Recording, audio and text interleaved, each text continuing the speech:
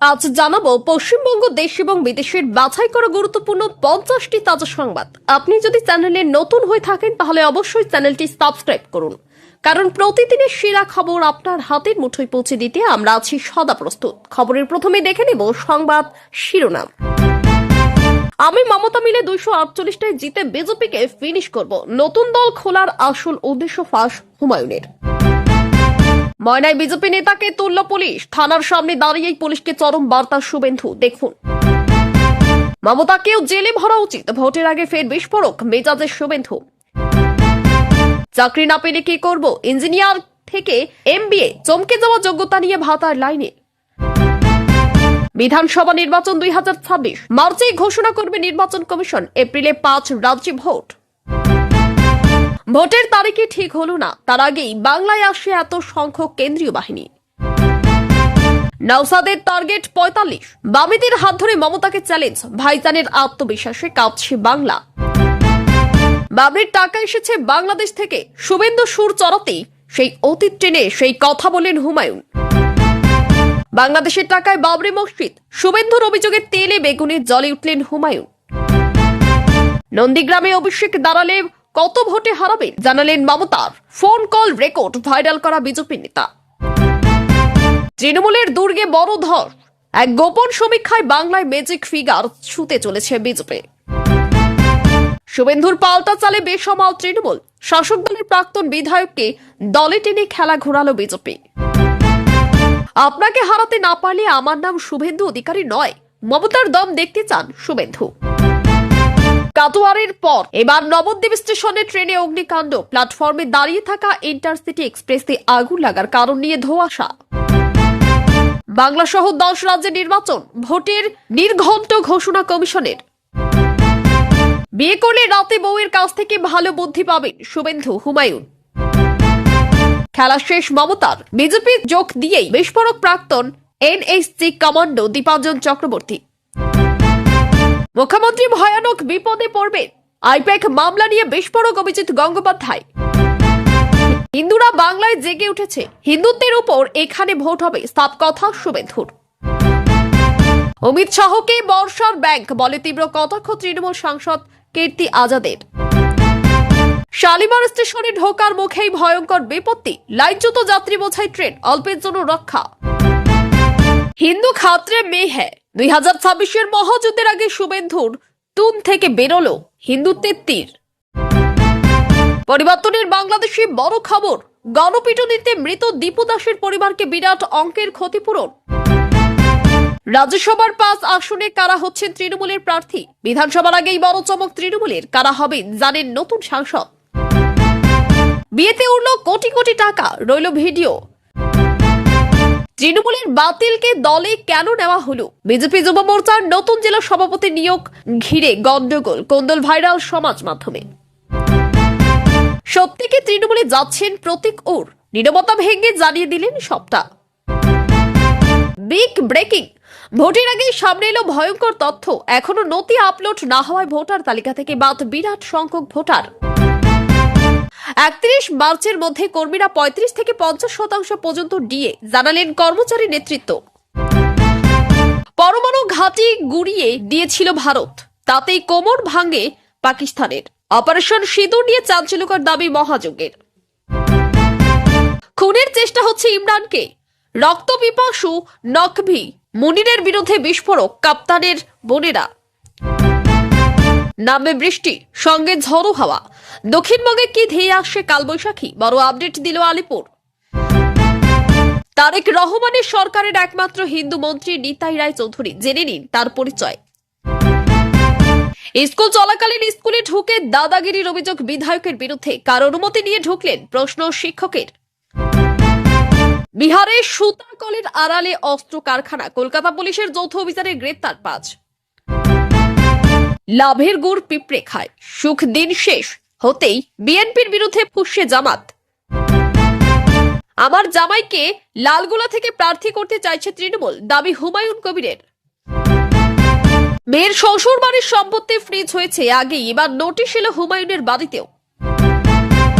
একাধিকবার বাবর মুর্দাবাদ বলতে রাজি আছি, আমার ওর প্রতি কোনো সহানুভূতি নেই, হুমায়ুন কবির। অবৈধ নির্মাণ বিতর্ক, বিধায়ক হুমায়ুন কবিরের স্ত্রীকে ভূমি দপ্তরের শোকজ নোটিশ। যুবশক্তি চালু করলেও টাকা দিতে পারবেন না মমতা, বিজেপি এসেই দেবে, বিরাট প্রতিশ্রুতি সুকান্তর। শুভেন্দুর বিয়ে আমিই দেব, ওর ভালো বুদ্ধি দরকার, বিরোধী দলনেতাকে নিয়ে মশকরা হুমায়ুনের। মুর্শিদাবাদের 24 ঘন্টার উলট পুরাণ, তৃণমূলে গিয়েও একদিনে কংগ্রেসে ফিরলেন পঞ্চায়েত প্রধান। বিধানসভা ভোটে প্রার্থী হতে চাই, দলীয় দপ্তরে জীবনপঞ্জি জমা দিলেন জায়া রিঙ্কুর। জেলায় অবৈধ কয়লা ও বালি পাচার রুখতে আমি পুলিশ সুপারকে বলেছি, দাবি বীরভূমের দাপুটে তৃণমূল নেতা অনুব্রত মণ্ডলের। লক্ষ্মীর ভাণ্ডারের টাকাতেই কেল্লা ফতে, হাত বাড়ালেই পাবেন 35 লাখ টাকা, জানুন জমানোর সিক্রেট ফর্মুলা। আদর্শ বদলে ফেলেছেন, ববি খোঁচা দিতেই সজল বলেন, আপনিও মমতার বাড়ির চালে ঢিল মেরেছেন, কোন আদর্শের কথা বলছেন? ময়না তৃণমূল কর্মীকে মারধরে বিজেপি জেলা পরিষদের সদস্য গ্রেপ্তার। শিব মন্দিরের নিরাপত্তায় পুলিশের পরামর্শ নিয়ে কেন চটলেন শুভেন্দু অধিকারী? 2026-এর ভোটে তৃণমূলকে জেতাতে আসবে বাংলাদেশের জামাত, শুভেন্দুর বিস্ফোরক দাবিতে তোলপাড় বঙ্গ রাজনীতি। জলা জমিতে বাড়ি, হুমায়ুনের স্ত্রীকে নোটিশ রাজ্যের, দোষ স্বীকার করেও পাল্টাত ভরতপুরের বিধায়কের। 35 বছরের ক্লাব সরাতে আগে ভাঙা হলো 3 মনীষীর মূর্তি, তৃণমূলের বিরুদ্ধে বিস্ফোরক অভিযোগ শুভেন্দুর।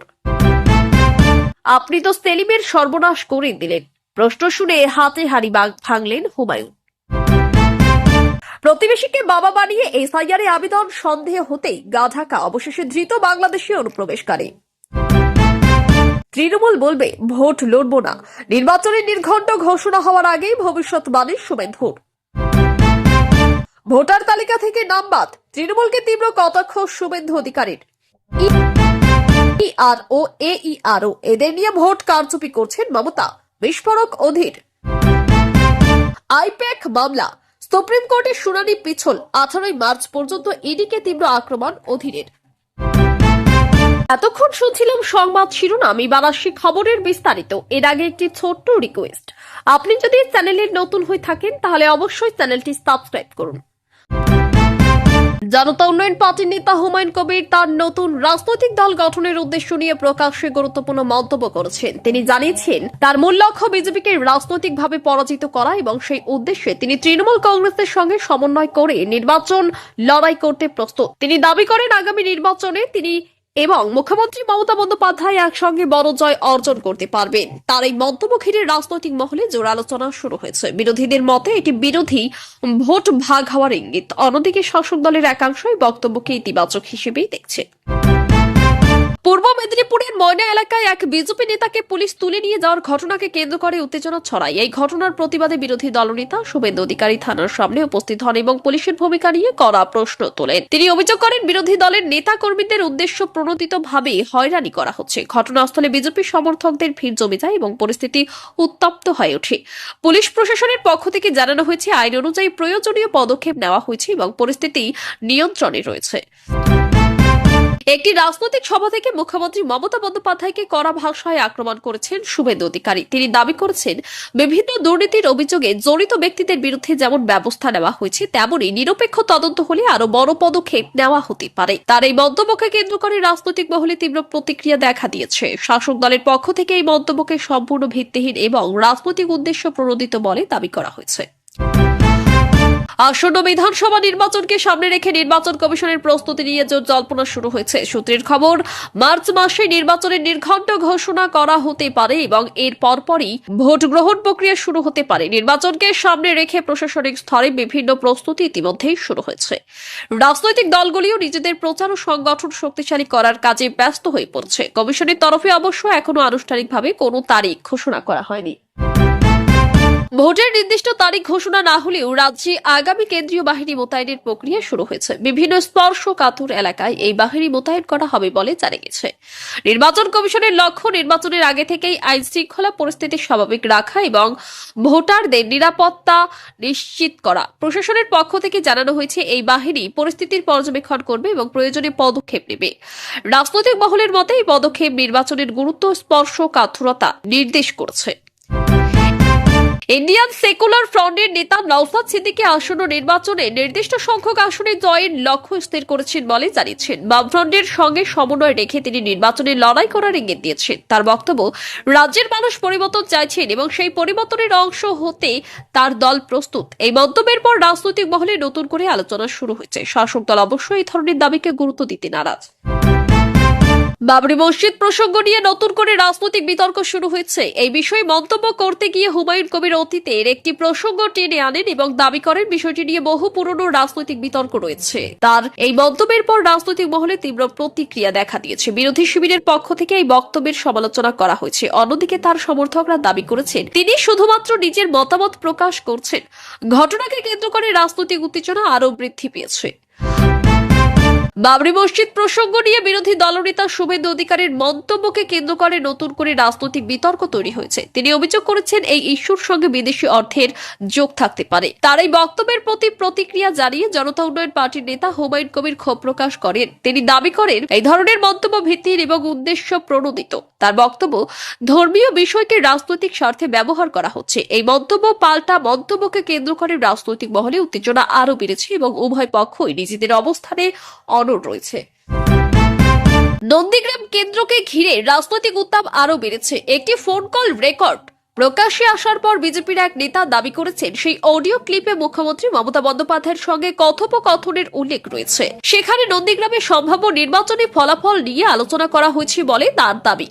যদিও এই অডিওর সততা নিয়ে প্রশ্ন উঠেছে এবং শাসক দলের পক্ষ থেকে এটিকে সম্পূর্ণ ভুয়ো বলে দাবি করা হয়েছে। ঘটনাটি প্রকাশ্যে আসার পর রাজনৈতিক মহলে ব্যাপক চাঞ্চল্য সৃষ্টি হয়েছে এবং বিষয়টি নিয়ে নানা জল্পনা শুরু হয়েছে। একটি রাজনৈতিক সভা থেকে শুভেন্দু অধিকারী মুখ্যমন্ত্রী মমতা বন্দ্যোপাধ্যায়কে সরাসরি চ্যালেঞ্জ ছুড়ে দিয়েছেন। তিনি বলেন নির্বাচনে তাকে পরাজিত করাই তার প্রধান লক্ষ্য এবং সেই উদ্দেশ্যে তিনি সর্বশক্তি দিয়ে লড়াই করবেন। তার এই মন্তব্যের পর রাজনৈতিক মহলে তীব্র প্রতিক্রিয়া দেখা দিয়েছে। শাসক দলের পক্ষ থেকে জানানো হয়েছে এই ধরনের মন্তব্য শুধুমাত্র রাজনৈতিক প্রচারের অংশ এবং এর কোনো বাস্তব ভিত্তি নেই। নদিয়ার নবদ্বীপ স্টেশনে একটি ট্রেনে আগুন লাগার ঘটনায় চাঞ্চল্য ছড়িয়েছে। প্ল্যাটফর্মে দাঁড়িয়ে থাকা একটি ইন্টারসিটি এক্সপ্রেসের একটি কামরায় হঠাৎ আগুন দেখা যায়। মুহূর্তের মধ্যে আগুন ছড়িয়ে পড়ায় যাত্রীদের মধ্যে আতঙ্ক তৈরি হয়। দ্রুত রেলকর্মী ও দমকল বাহিনী ঘটনাস্থলে পৌঁছে আগুন নিয়ন্ত্রণে আনে। প্রাথমিকভাবে আগুন লাগার কারণ স্পষ্ট নয় এবং তদন্ত শুরু হয়েছে। এই ঘটনায় বড়সড় দুর্ঘটনা এড়ানো সম্ভব হয়েছে। রাজ্যের রাজনৈতিক মঞ্চ থেকে শুভেন্দু অধিকারী ধর্মীয় মেরুকরণ প্রসঙ্গে মন্তব্য করেছেন। তার দাবি, রাজ্যের হিন্দু সম্প্রদায় রাজনৈতিকভাবে আরো সচেতন হয়ে উঠেছে এবং আগামী নির্বাচনে এই বিষয়টি গুরুত্বপূর্ণ প্রভাব ফেলতে পারে। তার এই মন্তব্য ঘিরে রাজনৈতিক মহলে বিতর্ক শুরু হয়েছে। শাসক দলের পক্ষ থেকে পাল্টা জানানো হয়েছে এই ধরনের মন্তব্য সমাজে বিভাজন তৈরির চেষ্টা। তৃণমূল কংগ্রেসের সাংসদ কীর্তি আজাদ কেন্দ্রীয় স্বরাষ্ট্রমন্ত্রী অমিত শাহকে কটাক্ষ করে মন্তব্য করেছে, জানিয়ে রাজনৈতিক মহলে তীব্র প্রতিক্রিয়া দেখা দিয়েছে। তার এই মন্তব্যকে বিজেপির পক্ষ থেকে অসম্মানজনক বলে উল্লেখ করা হয়েছে। অন্যদিকে তৃণমূল কংগ্রেসের পক্ষ থেকে জানানো হয়েছে এটি রাজনৈতিক বক্তব্যের অংশ এবং ভুল ব্যাখ্যা করা হচ্ছে। এই ঘটনাকে কেন্দ্র করে দুই দলের মধ্যে বাকযুদ্ধ আরও তীব্র হয়েছে। হাওড়া শালিমার স্টেশনের কাছে একটি যাত্রী বোঝাই ট্রেন লাইনচ্যুত হওয়ায় ঘটনায় বড়সড় দুর্ঘটনা অল্পের জন্য এড়ানো গেছে। ট্রেনটি স্টেশনে ঢোকার মুখেই এই বিপত্তি ঘটে। ঘটনায় যাত্রীদের মধ্যে আতঙ্ক ছড়িয়ে পড়ে। রেল কর্তৃপক্ষ দ্রুত ঘটনাস্থলে পৌঁছে পরিস্থিতি নিয়ন্ত্রণে আনে এবং যাত্রীদের নিরাপদে নামিয়ে দেওয়া হয়। প্রাথমিক তদন্তে প্রযুক্তিগত ত্রুটির সম্ভাবনা খতিয়ে দেখা হচ্ছে। রেল কর্তৃপক্ষ পুরো ঘটনার তদন্তের নির্দেশ দিয়েছেন। আসন্ন বিধানসভা নির্বাচনকে সামনে রেখে বিরোধী দলনেতা শুভেন্দু অধিকারী ধর্মীয় ইস্যুকে সামনে এনে গুরুত্বপূর্ণ রাজনৈতিক বার্তা দিয়েছেন। একটি সভা থেকে তিনি দাবি করেন রাজ্যে হিন্দু সমাজ নিজেদের অধিকার ও নিরাপত্তা নিয়ে উদ্বিগ্ন এবং সেই কারণেই তারা আরও সংগঠিত হচ্ছে। তার এই বক্তব্য আগামী নির্বাচনে এই বিষয়টি বড় প্রভাব ফেলবে এবং ভোটের ফলাফলেও তার প্রতিফলন দেখা যাবে। তার এই মন্তব্য ঘিরে রাজনৈতিক মহলে তীব্র প্রতিক্রিয়া শুরু হয়েছে। শাসক দলের পক্ষ থেকে জানানো হয়েছে এই ধরনের বক্তব্য সমাজে বিভাজন তৈরির চেষ্টা এবং রাজনৈতিক ফায়দা তোলার উদ্দেশ্য করা হচ্ছে। বাংলাদেশে গণপিটুনিতে নিহত দীপু দাসের মৃত্যুকে কেন্দ্র করে বড় সিদ্ধান্ত নেওয়া হয়েছে। তার পরিবারের জন্য উল্লেখযোগ্য অঙ্কের ক্ষতিপূরণ ঘোষণা করেছে সংশ্লিষ্ট কর্তৃপক্ষ। এই ঘটনায় এলাকায় ব্যাপক উত্তেজনা ছড়িয়েছে এবং সংখ্যালঘু সম্প্রদায় নিরাপত্তা নিয়ে প্রশ্ন উঠেছিল। প্রশাসনের পক্ষ থেকে জানানো হয়েছে দোষীদের বিরুদ্ধে কঠোর ব্যবস্থা নেওয়া হবে এবং ভবিষ্যতে এই ধরনের ঘটনা যাতে না ঘটে সেই জন্য প্রয়োজনীয় পদক্ষেপ নেওয়া হচ্ছে। নিহতের পরিবারের পাশে থাকার আশ্বাসও দেওয়া হয়েছে। ভোটার তালিকা সংশোধন প্রক্রিয়ায় বড় সংখ্যক ভোটারের নাম বাদ পড়ার আশঙ্কা দেখা দিয়েছে। জানা গেছে বহু ভোটার এখনো প্রয়োজনীয় নথি আপলোড করতে পারেনি, যার ফলে তাদের নাম তালিকা থেকে বাদ যাওয়ার সম্ভাবনা তৈরি হয়েছে। এই ঘটনায় সাধারণ মানুষের মধ্যে উদ্বেগ বাড়ছে। অনেকেই প্রশাসনের দ্বারস্থ হচ্ছেন তার নাম পুনরায় অন্তর্ভুক্ত করার জন্য। নির্বাচন কমিশনের পক্ষ থেকে জানানো হয়েছে নির্দিষ্ট সময়ের মধ্যে নথি জমা দিলে বিষয়টি পুনর্বিবেচনা করা হবে।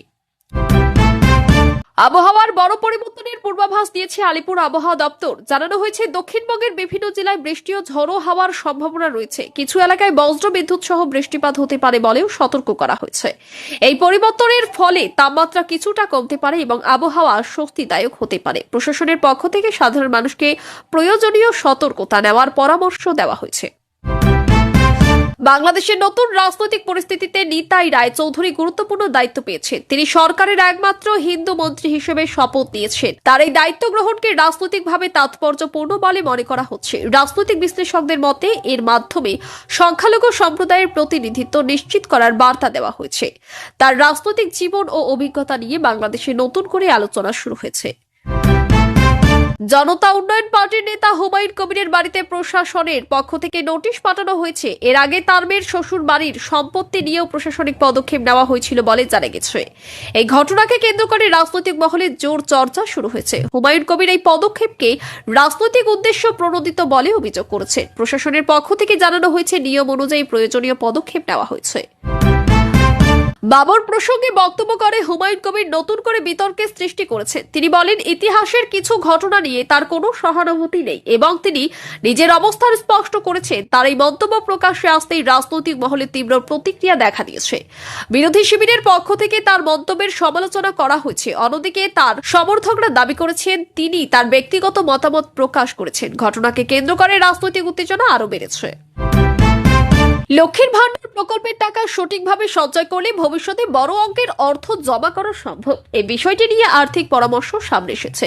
বিশেষজ্ঞদের মতে প্রতি মাসে পাওয়া ভাতার একটি অংশ নিয়মিতভাবে সঞ্চয় বা বিনিয়োগ করলে দীর্ঘ সময়ে তা বড় অঙ্কে পরিণত হতে পারে। ব্যাংকের নির্দিষ্ট সঞ্চয় প্রকল্প, ফিক্সড ডিপোজিট বা অন্যান্য বিনিয়োগ মাধ্যমে এই অর্থ জমিয়ে রাখা হলে কয়েক বছরের মধ্যে তা উল্লেখযোগ্য পরিমাণে বৃদ্ধি হতে পারে। এর ফলে উপভোক্তারা ভবিষ্যতে আর্থিকভাবে আরো সুরক্ষিত হতে পারবেন। অনেকেই ইতিমধ্যেই এই ধরনের সঞ্চয় পরিকল্পনা গ্রহণ করতে আগ্রহী দেখাচ্ছেন। ভোটার তালিকা সংশোধন প্রক্রিয়ায় ভুয়ো তথ্য দিয়ে আবেদন করার অভিযোগ এক বাংলাদেশি নাগরিককে গ্রেফতার করেছে পুলিশ। অভিযোগ, এক ব্যক্তি নিজের পরিচয় গোপন করে স্থানীয় একজনকে বাবা হিসেবে দেখিয়ে আবেদন করেছিলেন। বিষয়টি সন্দেহজনক মনে হওয়ায় তদন্ত শুরু করে প্রশাসন। পরে তদন্তে তার প্রকৃত পরিচয় সামনে আসে এবং তিনি গা ঢাকা দেন। দীর্ঘ অনুসন্ধানের পর অবশেষে তাকে গ্রেফতার করা হয়। পুলিশ জানিয়েছে এই ঘটনার সঙ্গে আর কেউ জড়িত আছে কিনা তা খতিয়ে দেখা হচ্ছে। আসন্ন নির্বাচন নিয়ে বিরোধী দলনেতা শুভেন্দু অধিকারী একটি রাজনৈতিক সভা থেকে গুরুত্বপূর্ণ মন্তব্য করেছেন। তিনি দাবি করেন, নির্বাচনের নির্ঘণ্ট ঘোষণার আগেই রাজনৈতিক পরিস্থিতি এমন জায়গায় পৌঁছাতে পারে যেখানে শাসক দল কঠিন চ্যালেঞ্জের মুখে পড়বে। তার এই মন্তব্য ঘিরে রাজনৈতিক মহলে তীব্র প্রতিক্রিয়া দেখা দিয়েছে। শাসক দলের পক্ষ থেকে জানানো হয়েছে এই ধরনের মন্তব্য সম্পূর্ণ ভিত্তিহীন এবং শুধুমাত্র রাজনৈতিক প্রচারের অংশ। আইপ্যাক সংক্রান্ত মামলার শুনানি সুপ্রিম কোর্টে পিছিয়ে দেওয়া হয়েছে। নতুন করে নির্ধারিত তারিখে এই মামলার শুনানি হবে বলে জানানো হয়েছে। এই ঘটনাকে কেন্দ্র করে কংগ্রেসের নেতা অধীর রঞ্জন চৌধুরী তদন্তকারী সংস্থার ভূমিকা নিয়ে প্রশ্ন তুলেছেন। তিনি দাবি করেন, তদন্তের নামে রাজনৈতিক উদ্দেশ্য প্রণোদিত পদক্ষেপ নেওয়া হচ্ছে। অন্যদিকে তদন্তকারী সংস্থার পক্ষ থেকে জানানো হয়েছে সম্পূর্ণ আইনি প্রক্রিয়া মেনেই তদন্ত চলছে। এই মামলাকে কেন্দ্র করে রাজনৈতিক মহলে নতুন করে বিতর্ক শুরু হয়েছে।